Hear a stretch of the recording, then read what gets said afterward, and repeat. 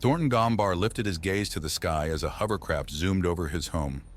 Based on the rosy pink tints that adorned its exterior, Thornton surmised that the vehicle was a pleasure craft, likely filled with a small group of men and women engaging in gross debauchery as the self-driving vehicle propelled itself across the sky.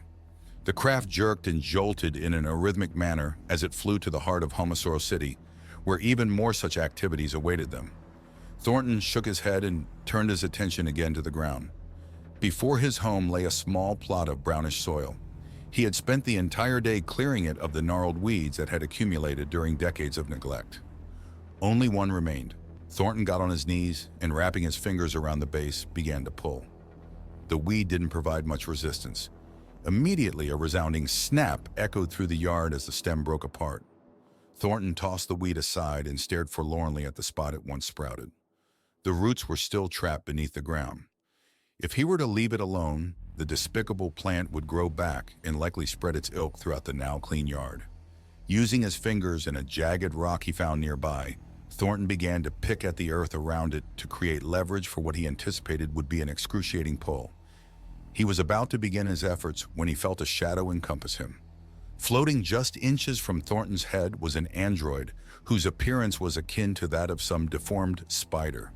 Its body was white and spherical, with 4 sinewy appendages that sprouted from its center. A soft, monotonous voice wafted through the machine's speaker. "Hello, Mr. Gombar," it said. "How are you doing this fine morning?" Thornton suppressed a groan. He hated that the thing already knew his name, but all the androids of Homosoro City, even these simple public maintenance models, were equipped with face recognition tech. "I guess I just have to get used to it," he thought. Thornton turned his attention back to the ground. "I'm doing just fine today, his voice trailed. He wanted to address the machine as Sir, but felt awkward speaking to it as he would a man. The android seemed to pick up on his uncertainty. "You may address me as B7269. "Thanks. I'm doing just fine today, B7269. Thornton grimaced as he began to pull on the submerged root. The android's voice struck Thornton's ears again. "Mr. Gombar, what are you doing?" Thornton's voice was strained as he continued to pull. "Pulling a weed."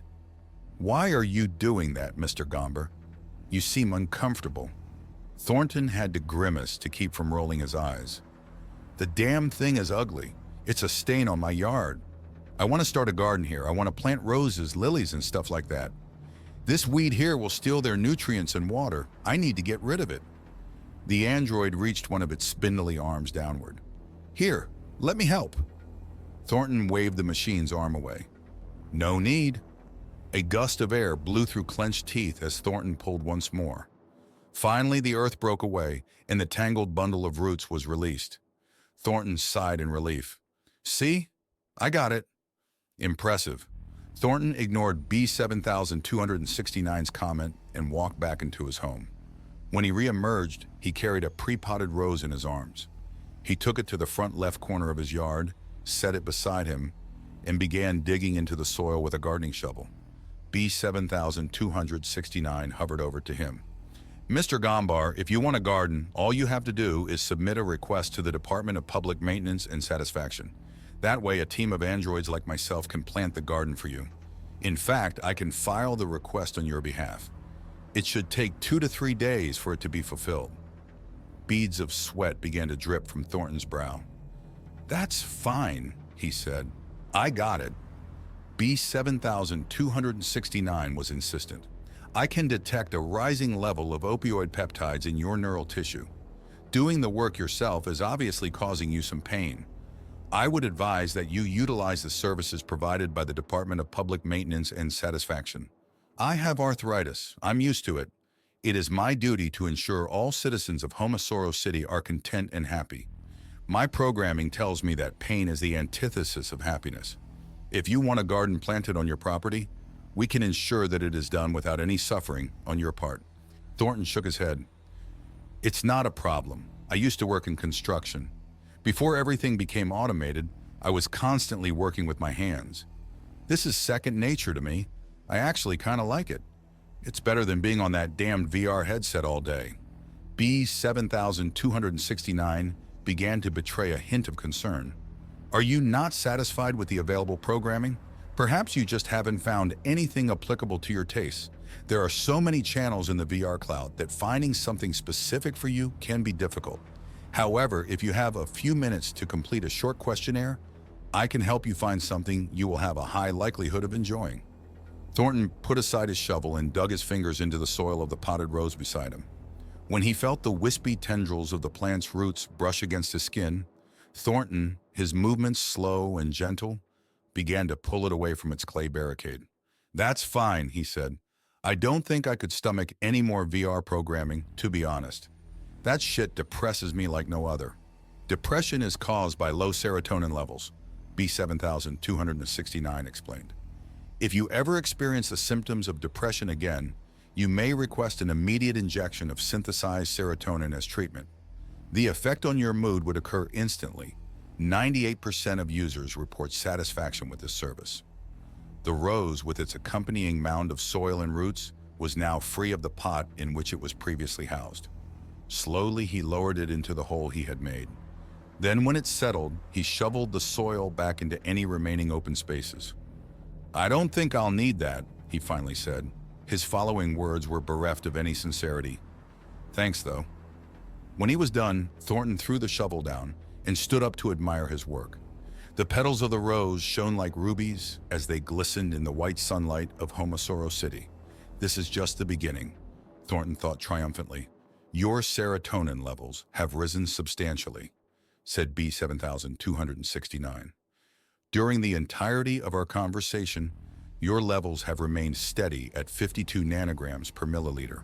While within normal limits, this is still unusually low. However, they have suddenly jumped to 153 nanograms per milliliter." Thornton let out a dismissive chuckle. "That's what typically happens when a man sees something beautiful." When Thornton Gombar opened the front door to his home, he stumbled backward in surprise. His previously barren yard was now ornamented with a gaudy display of stone, grass, and flowers. From his front door to the street lay a stone path formed from swirly patterned river rock that, due to the irregular pattern in which it was laid, appeared as flowing water. On either side, the ground was adorned with a sheet of grass that sparkled like an emerald. The yard's border was lined with a diverse array of flowers, including roses, lilies, and a set of marigolds that Thornton, based on their muted tint, could tell were genetically modified to bloom year-round. Thornton quickly glanced at the front left corner of the newly minted garden. A great abundance of crimson roses sprouted from the ground there. Thornton's heart sank. The flower he planted just yesterday was unrecognizable amidst the throng. Floating above the whole display was the familiar figure of B7269. It floated excitedly toward Thornton once his eyes made contact with its spider-like exterior. "Hello, Mr. Gombar," it said.